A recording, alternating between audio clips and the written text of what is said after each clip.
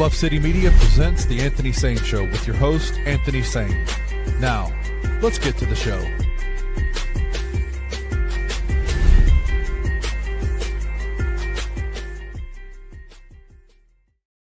What's going on, everybody? Welcome to The Anthony Sain Show. This is, of course, your host, Anthony Sain. I'm out here in the suburbs of Horn Lake, Mississippi, a.k.a. Whitehaven, Tennessee.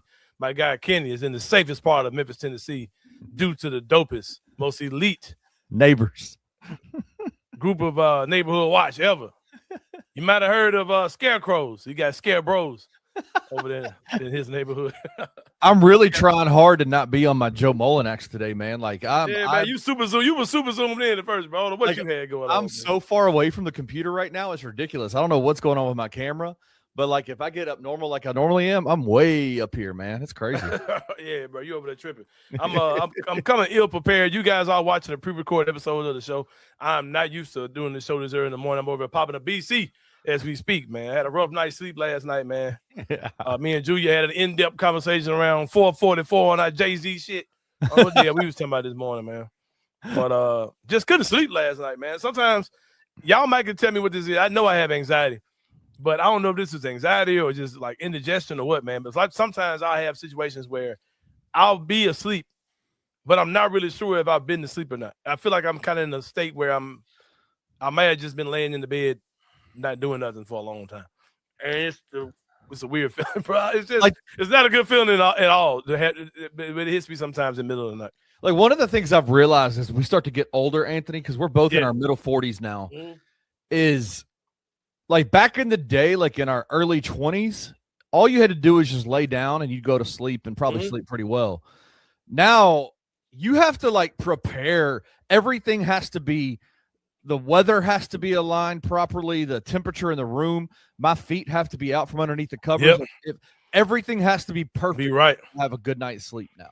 Yeah, back in the day, man, I could sleep on the floor. I could sleep on top of the bed, clothes on. I can sleep. If I tried to sleep with my contacts in like I did back in the day, bro, my eyes would be, I would be like puffed out. Everything has to be perfect to have a good night's rest. Yeah, man. I used to sleep with like regular clothes on. Not the clothes I had on, but just regular clothes. T-shirt, joggers. Like I got to be like underwear and a white beater now, bro. It's so weird. And then the worst thing about being middle-aged and going to sleep is don't mess around and wake up and feel your heart beat in the middle of the night. Oh shit! Did I just wake up from a heart attack? It's the big one. Yeah. And being a smoker probably don't help either, man. You know that I probably should stop the amount of THC that I use before I go to bed as well. That would probably be beneficial at this point. Yeah, man. But shout out to the people out here who are not in the chat today. Again, we are not live. I remember one time I used to not like live shows. I was like, man, this stuff is such a distraction. I ain't got time for it. But I've actually grown quite accustomed to people in the chat. Make sure y'all are commenting though, man. Actually, if you're commenting while the show is going on, it would definitely help the algorithm a lot more. Trying to get more than those 60 views that my man said we had yesterday. So 60 views. Like, yeah, bro, you probably watching this shit on Twitter. You got that 59. We got that 50. We got him up out of there. Yeah, that 60 went to 59 real quick. We got that dude about it. That was so funny though, man. But yeah, thank y'all for rocking with us every day like y'all do, man. The Grizzlies are off Kenny Summerfield until Friday. And look at the Grizzlies, man. Look at the timing. Ja Morant will be back. You'd assume he's going to be back on Friday's game. It's on the 12th. The Grizzlies have a 12 for 12 promotion going on that day. $12 tickets to get into the arena. $40 tickets in the lower bowl. Bro, did you know? Wait. $40 tickets to get in the lower bowl. Yeah. Did you know that Memphis versus Vanderbilt next week is $160 to get in the lower bowl? I rest my case on what I said last week about University of Memphis really needs to pretend they're the ABA team or something, or the hustle, and start treating those games at that level. Because who do you expect to come? How do you expect to pack out an arena when you already have a fan base that's aged out, or you're trying to get younger people in, you're trying to get the middle class in, but your tickets start at $100 something for the lower bowl, bro. To watch college basketball. That is insane. $160 for the final, for the the last row in the lower bowl. Like yeah, not even courtside, not even like down low. It's the last row of the man. That's crazy. No promotions, no. Yeah, that's crazy, bro. That's actually insane. But yeah, man, it is what it is on that. I'm gonna tell you something else I didn't know about the Grizzlies, man. They've got some really dope like Sunday specials where like it's like $35 a person to get in. I'm not sure where they're sitting, but it's like $35 a person to get in. You get a $10 food voucher, bro. You get like a discount if you buy gear. It's like this little family thing they do on Sundays, which also the dopest time and day to watch a Grizzlies game, bro. Like that 5 o'clock start on a Sunday when you ain't got to go to work. Awesome. You ain't getting off work and you just watching the game. Oh man, that shit is fire, bro. 5 o'clock on Sunday was awesome. Yeah, that shit was good. The 3 o'clock stars were good too. We used to have those 3 o'clock stars at the church. Those used to be dope. But yeah, I didn't know that every Sunday's Grizzlies game comes with a family package where it's $35 a person, and it comes with like a $10 food voucher. That's pretty dope. And folks actually show up to that. That's crazy. Yeah, shout out to the home team, bro, for sure. But the Grizzlies did not play a game, like I said, can't until Friday. But there is plenty of Grizzlies things to talk about. I want to talk about this man, Kenny Suffield, Jaren Jackson Jr. A lot of talk. Our friend Matt Moore, aka Hardwood Paroxysm, who claims to be a longtime Grizzlies fan. He's been that way for a while on Grizzlies, on the Grizzlies like that. A guy that used to come on Memphis radio a lot. I know the 3 Shades of Blue guys used to have him on often as a guest, and other people have had him on as well. Yep. He's bought gear for me. He's bought stuff for me for the Asylum Tees before to him and his wife have bought things from me. I think he's a Grizz fan, but he just kind of has some takes to kind of take you back sometimes. And one time yesterday, Kenny Stubblefield, he was saying that he's not really pro Isolo because of how Jaren has looked this year, right? Okay. And he was like, I can't blame the guy who was 2-time All-Star, damn near All-NBA last year, Defensive Player of the Year. Like, he just doesn't look the same, right? So I have to blame the system. I can't blame the player. It's basically what he was saying. So I know fans going to disagree with, a lot of fans disagree with me, but this is just where I am. And I'll say this, Kenny. I'm going to say something that not too many people are saying about Jaren Jackson Jr. There are a lot of things that have been said about Jaren. I'll say this, Kenny. What I think it is.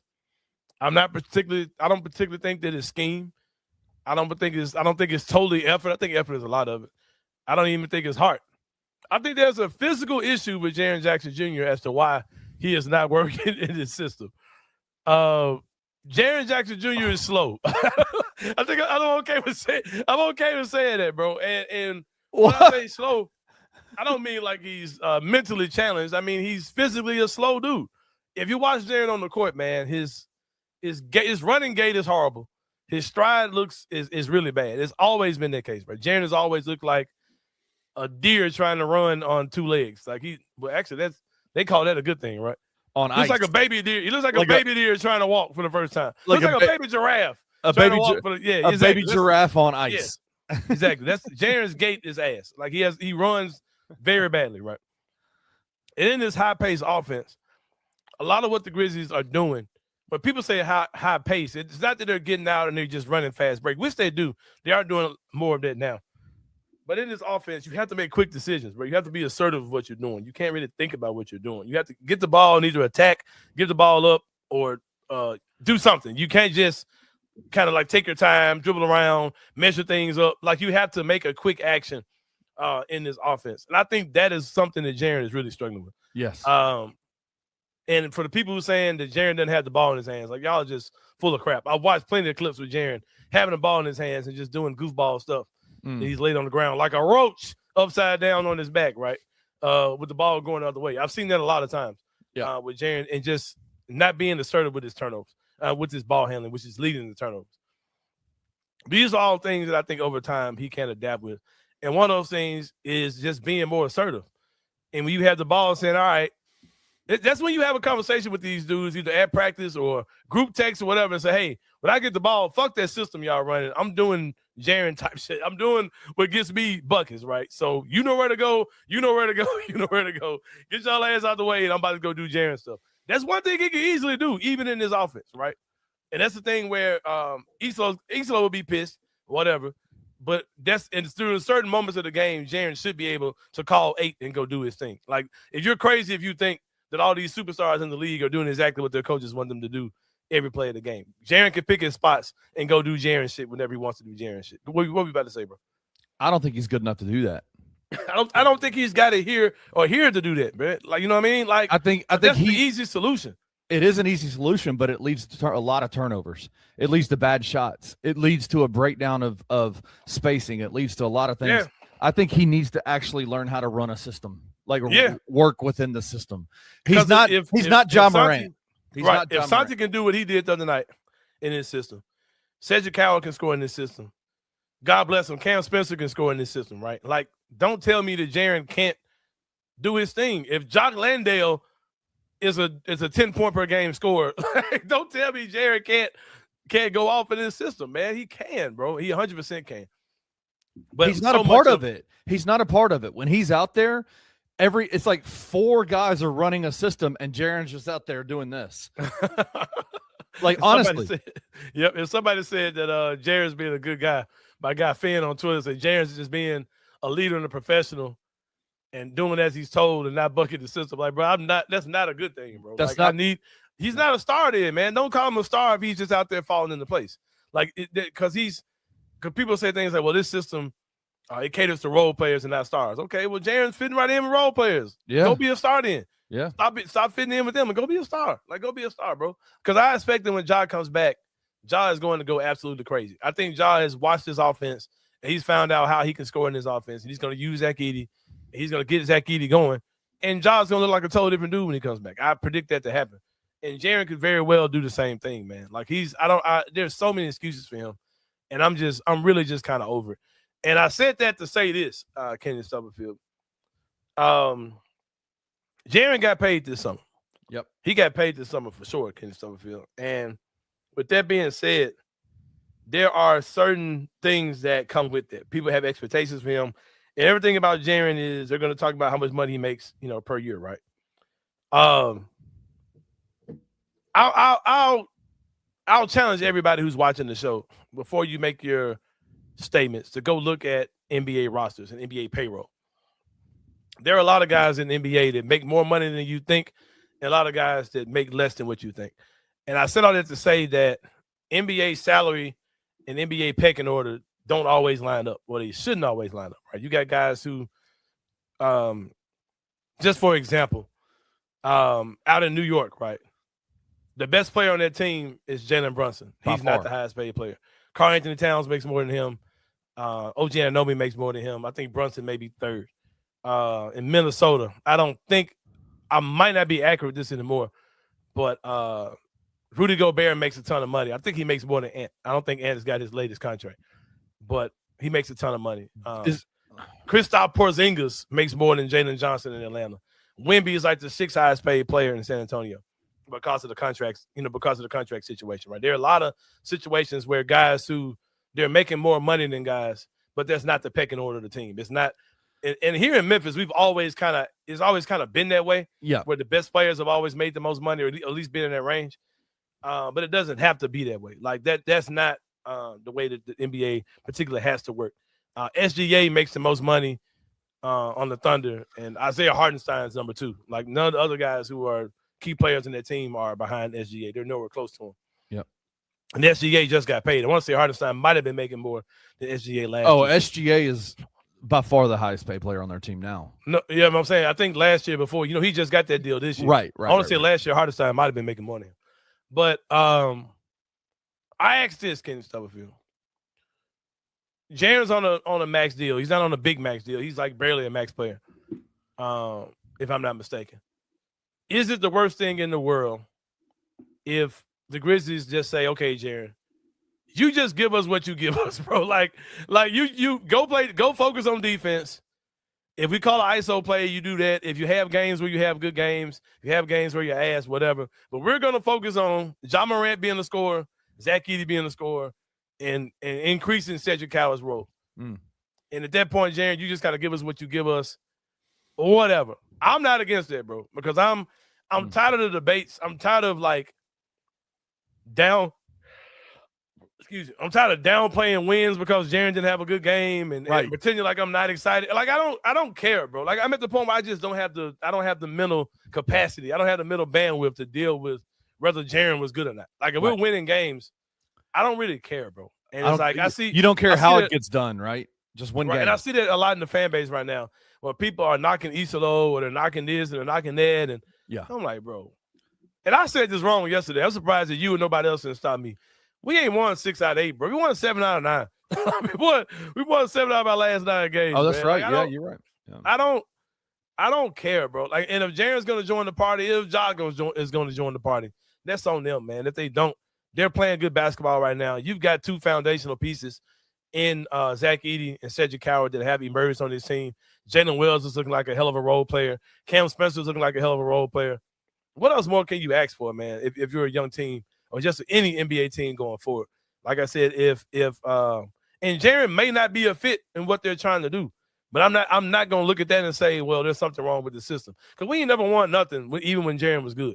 You know what I mean? We saw Jaren be extremely disappointed in the playoffs, even when we were saying, Jaren's a beast. Oh man, Jaren's all NBA caliber. Oh, Jaren's all-star. And he still looked ass in the playoffs, bro. So like, I'm not gonna say we need to build things around him. Like we're not gonna.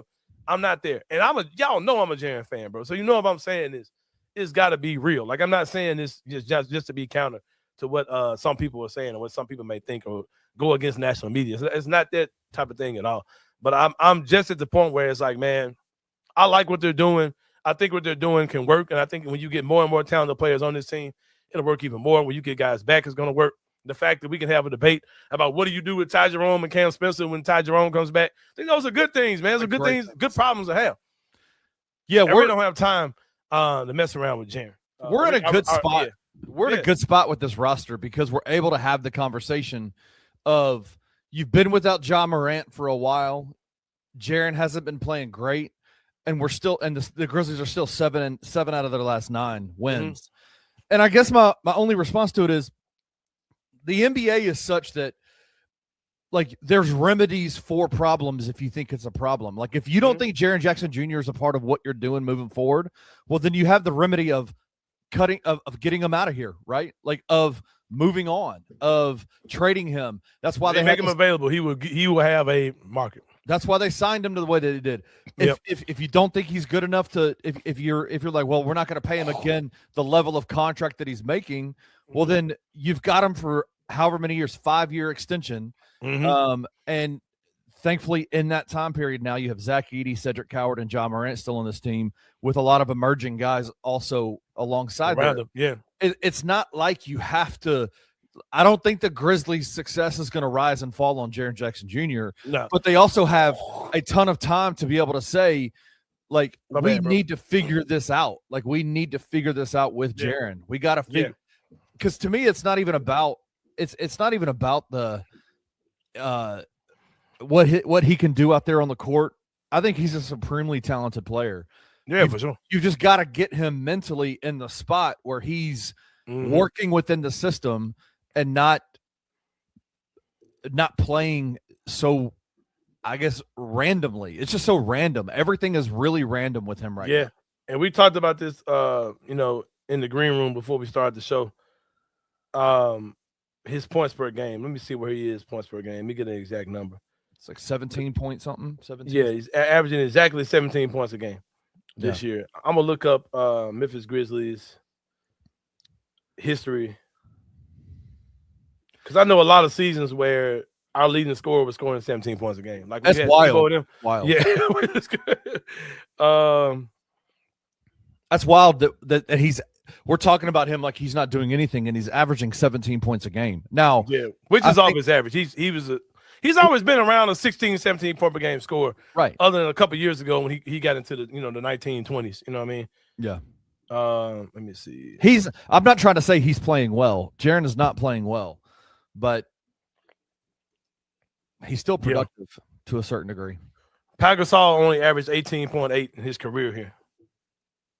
By comparison. Shreva Durahim averaged 20.8.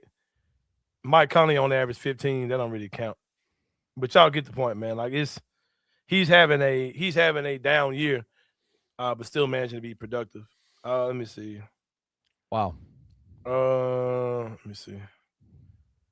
Jaren's the all-time leader. Sharif Abdul-Rahim Powell. Jaren 18.4 is fourth all-time. Rudy Gay averaged 17.9. Bane averaged 17.8. Zach Randolph and his 551 games with the Grizzlies. That's crazy, bro. Jaren, even with injuries, Jaren has played 429 games. Zebo only played 551 games with us. So crazy. That's so crazy. It's not seem right at all. Zebo averaged 16.8 points per game while he played for the Grizzlies. Mark averaged 15.2 in his career. and I don't have individual years. I don't really know how to find that real quick. But Jaren in his an off season for him has a top four. Is averaging top 4 5 points per game in team history. But yeah, man, there's multiple dudes on this team right now that could average 20+ points a game on this team. Yeah, I think there are 3. Yeah, Zach, Cedric, and Ja. Yeah, and I think we're probably getting about 60% of how good Cedric Howard is going to be in 2 years. Like for real.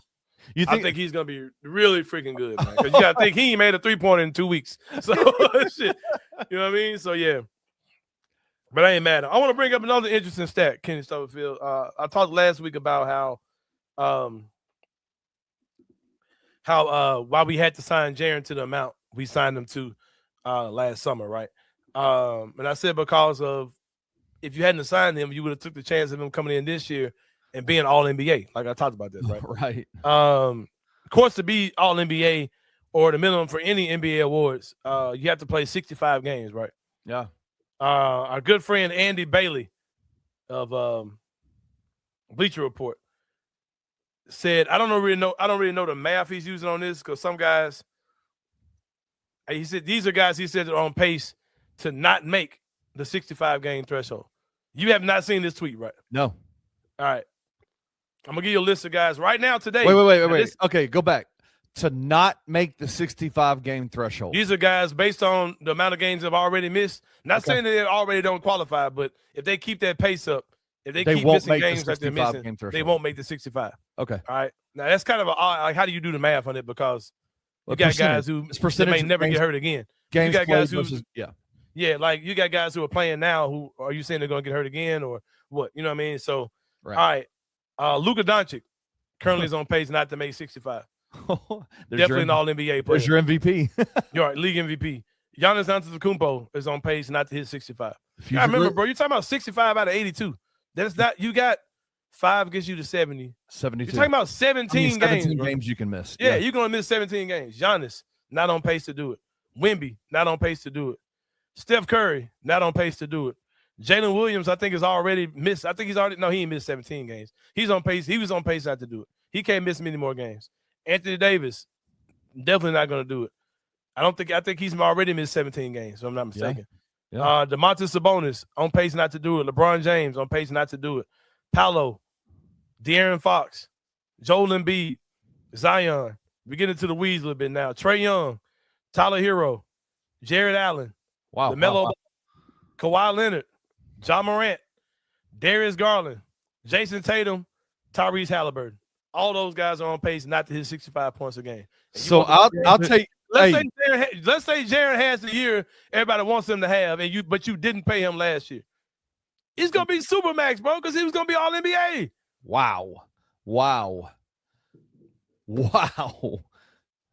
That's the point I was trying to make last week, bro. You better be glad we signed him. We'll be signing him at, bro. Yes, because he'd be making a whole lot more if he was anywhere close to the guy we wanted. Because if this many guys, if none of those guys, and especially with these calves, bro, the guy get any kind of calf issue, they're gonna sit him 2 to 3 weeks minimum, a month. You know what I'm saying? Yes. Minimum, bro. Any type of little calf thing, they're sitting their ass down. And I'm damn near betting that's a league decree. And Kyrie Irving. Add Kyrie Irving to the list too. Wow. These are all NBA guys who multiple time all NBA guys who probably won't qualify because of injuries, right? Wow. And you want to screw around, but even with that being said, man, I'm disappointed with how Jaren has answered the bell this year, because this is a year, man, where he really had all the opportunity in the world because he's played. He hadn't been missing games like that.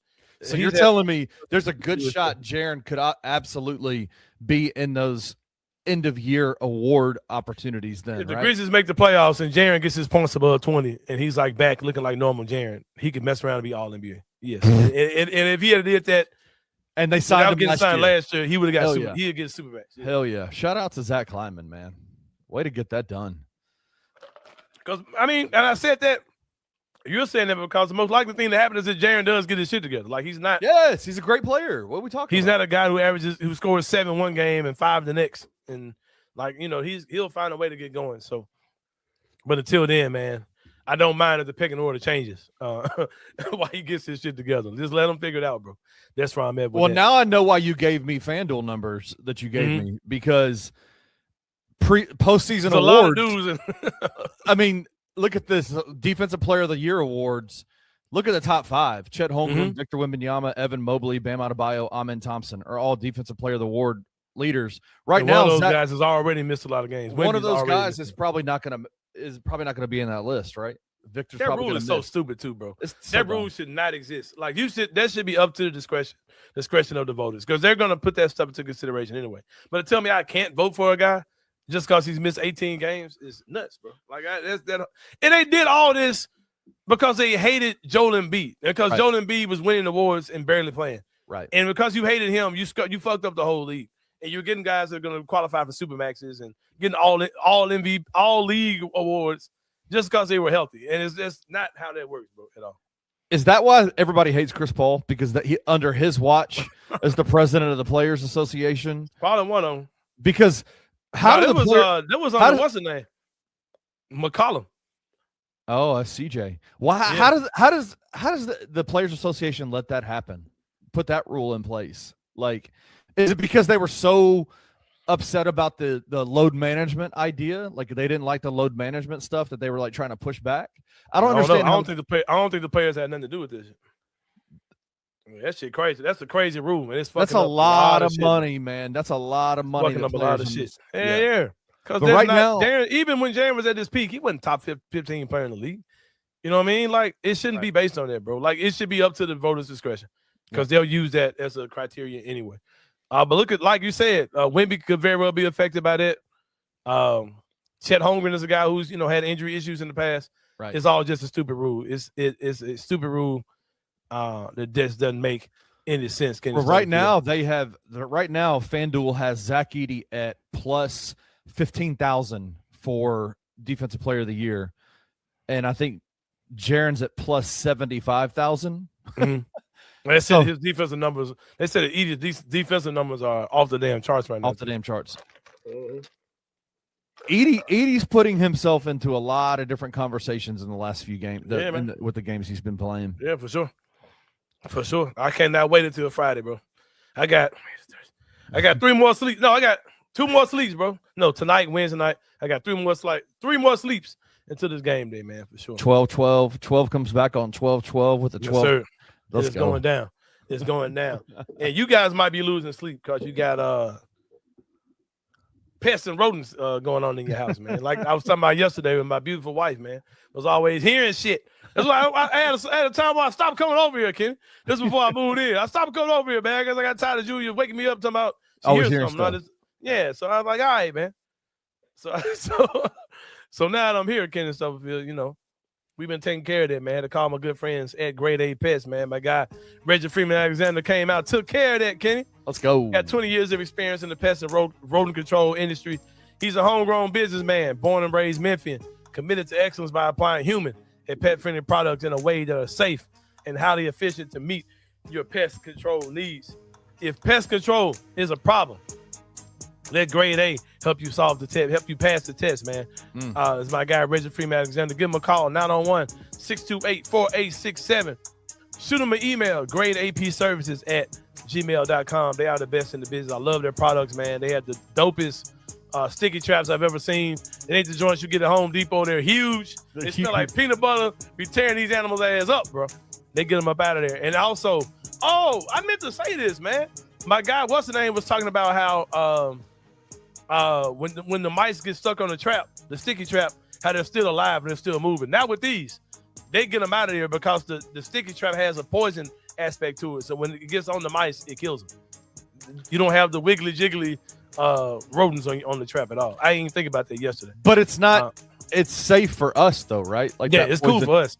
But the poison is on there. It's probably a low grade poison that kills the mouse. Yeah. Oh, okay. Wow. Yeah. But I don't know why you would be doing this with the damn trap. Hey, you got babies, right? Exactly. Yeah. Yep. But it does get the mice up out of there, man. Yeah.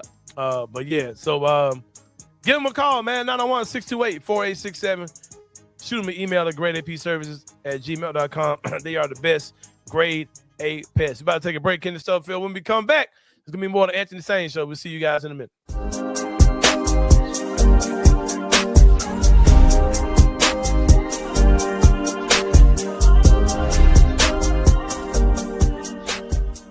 I'm going to prep y'all for a conversation that me and Francis are going to have at some point in the future during this season.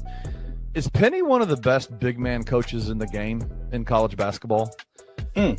I'm really interested to see the development of Simon Majock and Aaron Bradshaw as they move forward in this season. Because if he is able to get out of Aaron Bradshaw and Simon Majock what it looks like he's getting out of them, this season alone might go down as the best big man coaching job I've seen out of Penny Hardaway. He's had Jalen Duren, James Wiseman. He's had Musa.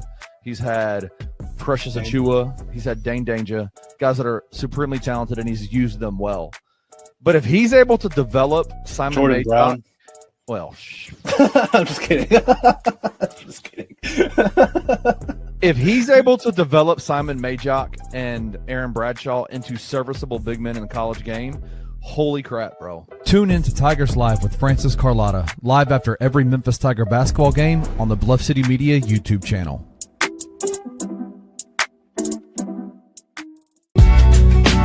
In the heart of the Highland Strip for 27 years, Trilogy Tattoo has helped tell stories for Memphians for generations. Located at 530 South Highland, Richie and his team are waiting to help you tell yours. From tattoos to piercings, your body art should be as unique as you are. Voted a Memphis Flyer top 3 tattoo shop in the city of Memphis since day one. Your story will be safe here at Trilogy Tattoo. Open 7 days a week, Monday through Saturday, 11 to 11, and 3 to 11 on Sundays. They have convenient times waiting on you. Let Trilogy Tattoo help you tell your story.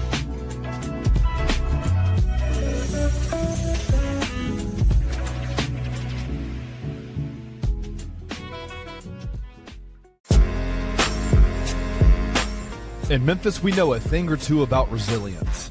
From the grindhouse to the Delta, we protect what's ours. But when pests invade your home, it's time to fight back.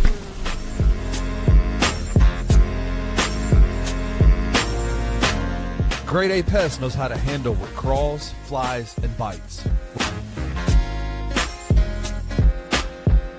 With local experience and guaranteed results.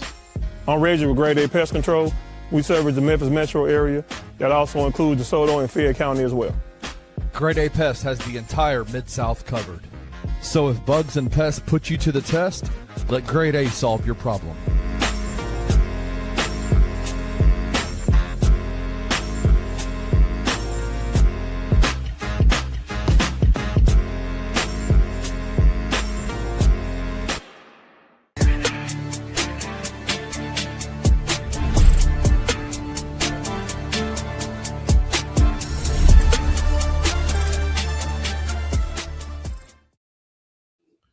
All right, y'all. Welcome back to the Anthony Sain Show. Kenny, you aren't on Facebook with me. You're not Facebook friends with me. But Julia had some professional photos that she took, and and I told you she took some professional photos for her job as a real estate agent. And I got one of the pictures and I posted it on my page, and I said I need y'all to pray for. I need y'all to pray for my wife, who was recently diagnosed with sickle cell anemia. Julia is a curvy woman. So people who got the joke laughed about it, like, bro, you a fool, or you almost got me. I was about to start praying for real. And there were some people that were seriously like, oh, I send my condolences, prayers up for your wife. And I'm like, y'all, we appreciate the prayers, man, but sickle cell. That's so. And then Facebook tried to break down. Facebook AI was like, they called it some type of disease at the bottom, some scientific name. I was like,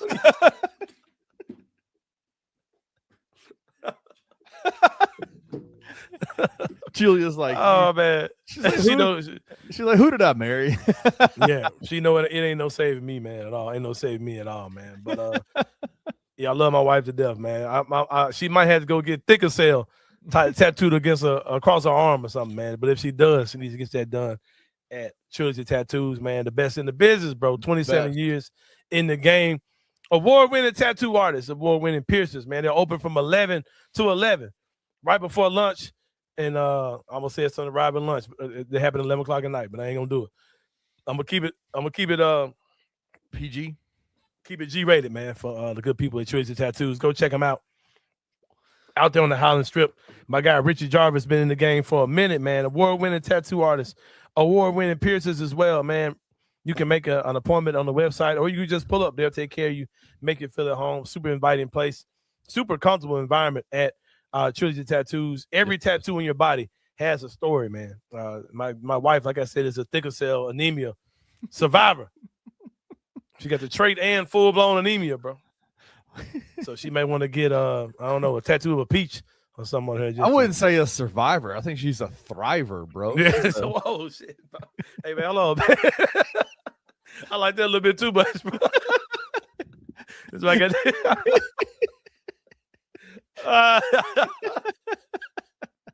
I'm about to tell the kid, said you ain't a survivor, you a thriver. You're a sickle cell thriver. Oh man, a thicker cell thriver. Yeah, man. We'll be out of places sometimes, and Julia just gets looks sometimes. I just be grinning like the Grinch. Yeah, some of the looks she gets, man. Because I'm the type of dude, if I'm not an insecure guy, I like to be out. I like for my woman to get attention when she's out. Yeah. And Julia's like 5'11". She's curvy, you know what I mean? So it's like, when she walks in the room, it's like, she's a beautiful woman, has an amazing face. And it's like, shit, man. Must be like, wait a minute. That's why I like it, bro. And if that didn't happen, I say, hey, baby, go ahead and come back in. I don't think these motherfuckers seen your big fine ass. It was, I knew Julia for a while before y'all started dating. Yep. And, but even since y'all started dating, we haven't really spent a lot of time together. At the wedding and at the rehearsal dinner the night before. She commands the room, bro. Like, she's when she's walking around, people are just like watching. What's she about to do? What's she about to do? What's going on? Yeah, she's awesome, dude. Yeah, man. I love my wife to death, man. She's back at work today. Take your ass back to work. Goddamn, we got bills to pay around this motherfucker, man. Oh man, but it's time for the 3-pointer, Kenny Stubblefield. Where we talk about 3 things going on in the world of sports. Into the thick of it, Kenny Stubblefield. Into the thick of it. Into the thick of it. My man, Charles Huff. Dick head ass. Man, sucked on milk dud head ass. Yeah, hey, we were talking about Ed Scott got a sucked on, insert whatever you noun here head. Hey, shit, Charles Huff came in and won up that shit, bro. Yeah, he's bringing his whole staff. Have you seen all the people that he's bringing? Yeah. Is his offensive coordinator coming? Yeah. Okay, so what is Charles Huff known for? Like, what type of offense are we gonna be running, bro? That's what I want to see. I couldn't tell you. Man, that's what I want to know, bro. Because that shit we were doing last year was cornball to me, bro. I ain't liked it in a while. I ain't liked the offense since Novell was here. Novell had this shit high power like a motherfucker, bro. I ain't like none of this shit that Silverfield had going on, just being real. And the fact that you had those 2 good running backs, you wasn't just getting like all kind of action with both of them on the field, and that shit was really pissed me off, bro. Like, why the hell is my boy? I hope he can keep Sutton Smith on this team too, bro. All I would say is I didn't know that dude had eligibility. How does he have eligibility left? I thought Sutton Smith was a senior last year. For real? No, he's only a junior this year. Yeah. So he got 1 more year eligibility. He's got 1 more. Maybe even 1 more after that, potentially. With a knee injury. He possibly with the injury last year might have the opportunity to get a waiver for a 5th year. Yeah. I'm a Sutton Smith guy, man. All I'll say is this. Charles Huff, when he was in his associate head coaching at Bama, when he was in the NFL, he was known for coaching running backs. He's coached Najee Harris at Alabama, who's in the NFL. He's coached C.J. Spiller at the Buffalo Bills, who won All-Pro under Charles Huff's coaching. Saquon Barkley, he was the coach at Penn State. He was the running backs coach at Penn State. When Saquon, he recruited and coached Saquon Barkley. I would have all three of those dudes call Sutton Smith and be like, bro, this is the guy to get you to the NFL. Stay at Memphis. Fact. That would be my number one job immediately, is make sure Sutton Smith stays. So we're assuming that A.J. Hill's going to Arkansas, right? Do we assume that? Not even a little bit. Oh, shit. Well, hell. Not even a little bit. Hey, Huff. Man, Huff might be doing some Huff stuff out here, man, for sure. The guy's known for being an incredible recruiter, so I don't think there's going to be any issue whatsoever recruiting wise. Even if AJ Hill does leave, which there's a potential he could. I mean, let's be frank about it. His dad posted something on Twitter a couple months back saying basically it's time for him to move on, right? Like, but that's when Silverfield was the coach, though. That was when Silverfield was a coach. So we'll see. Huff might can win that dude over, man. Hey, if anybody can, it's him, right? He got that Huff stuff, man. The Huff stuff. Huff stuff is back, bro. We thought Huff stuff was gone with J Huff, man. It's back. Hey, man, I'm excited. Listen, there's not many times that the University of Memphis makes hires for their coaching situation, and national guys just fawn all over him. Everybody. We didn't know anything about him, and we talked about this yesterday. The process in which they got Charles Huff made everybody initially in Memphis go, Charles Huff. Yep. But I'm telling you, this probably is the dude that Ed Scott looked at from the beginning and said, this is my guy. And every national, like James Franklin, the head coach of Virginia Tech, Nick Saban, the GOAT of college football, Josh Pate, the GOAT of college football media, all these different dudes are saying, this is the home run hire of home run hires. Yeah, a lot of people are saying that, man, for sure. And you can tell when the AD is feeling himself, man, when he think he hired the right dude, Kenny. When you pop out for your coaching announcement, and you ain't got pictures of the coach of that bitch. You got pictures of your ass on that motherfucker. Bro, it's cool. Like I want everybody to know. Like, I got a lot of admiration for Ed Scott, and I know you do too. But this ain't it, bro. No, that shit cool. Hey, all right, what's worse? This graphic or the bronze University of Memphis jersey with the penny on them joints, man?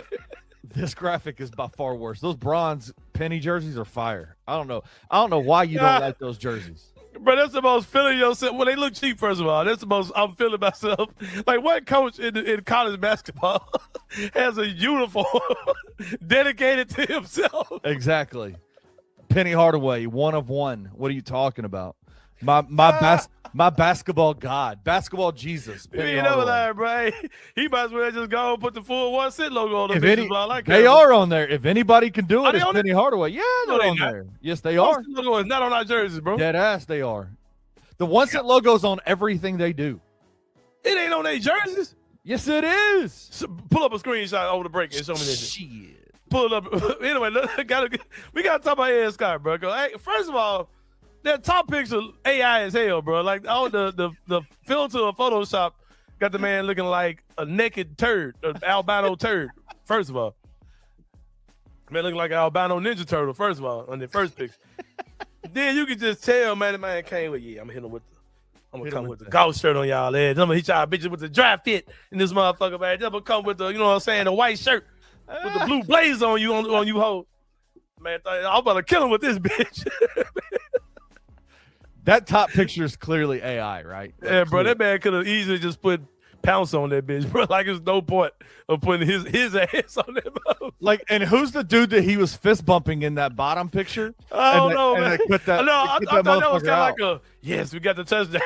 I thought it was one of them. Oh, it's good. Yes. Charles Huff. Big stop, guys. Big stop. Yes. Charles Huff is my guy. And Aaron Bradshaw, I still got to believe in that kid. He got the shades on. It's clearly a football game. That's a football game. Clearly, he ain't FedEx Forum with the glasses on, bro, with the shades on. With what you said, the Grizzlies free promo ass glasses. All right, so I'm about to hit these bitches with the dry fit, looking off to the side. Oh man, Ed Scott, man, that's my dog, though, man. It's the wildest shit I've ever seen, man. Oh man. Like I honestly, I believe this to be true. Some young buck in the Memphis media department just got a little buck wild, got a little crazy, got outside their minds, and didn't run this by anybody before they posted Just it. did this shit. Just did it. Because man. there's no way my AD would allow that to happen. Too funny, bro. But I know that the introductory press conference is coming sometime soon. I assume tomorrow. Bro, what are you waiting to? Huh? Craziest thing. It's being reported that it's not open to the public. What you mean? Like it ain't open to the media? Media or public. Introductory press conference is not open to the media. So who gonna interview him? Yeah, Scott. It's gonna be like Jordan and Michael Jordan and Mike Tirico. I'm just telling you, bro. It would be the most University of Memphis thing ever to hire a head coach for the football program and then not open it up to the public for the public to come and support them. Unbelievable. If that's the case. That's crazy, bro. Why the fuck? Anyway, bro. I hope that's not the case. But if that is the case, on his way to the Lori Walton, where do they have those things? What is it called? Well, that's the basketball facility. I don't know. What's the Hall of Fame? The Hall of Fame. Hall of Fame building. Yeah. On the way to the Hall of Fame building, man. He needs to stop by Carway so he can ride in style. Kenny Stubblefield. Proud sponsors of the Anthony Sain Show is Carway, of course. CarwayTheRightWay.com is their website. Financing is available. Bad credit, no problem, man. They are a house of great selection of high-quality pre-owned vehicles. Visit them on 6154 Summer Avenue. Visit the website to check out their full inventory. Give them a phone call, man, 901-440-8251. Ask for my guy Mike. Ask for my guy Jason. We planning right now with these guys to come out and shoot a commercial with those guys. They will hopefully run in the next week or so with them out there, man. Great guys over there at Carway. Make you feel at home when you pull up on the lot, man. Pulling up to a car lot can be a very stressful experience, man. But the good guys at Carway are there to make you feel at home. This is Grind City, Kenny Stubblefield. We grit and grind here. And the good guys at Carway grit and grind to help you get into a dependable car, man. I got real questions for Michael Carruth. Yeah, me too. Why does he like Pink Beetles so much? Oh, no, man. Mike might be a weirdo, man. He might be a weirdo. Mike, do you really like to drive around in Pink Beetles the way you say you do? He said that's all it is. I've seen it. It's a pink Jeep sitting on the lot right now. I've seen that pink Jeep. I've seen that pink Beetle before. They got pink Beetles for real? I don't know where they get all these super pink cars from, though, man, for sure. And it's like a little bitty what's the name that literally looks like a what's the car that looks like a just like a lime green. What's the little thing, man? Those little bitty little cars that look like look like the Fisher Price cars. Little Tykes. It looks like a little Tykes car. Yeah, I know exactly what you're talking about. They got one of those on the lot too. The Vestas, something like that.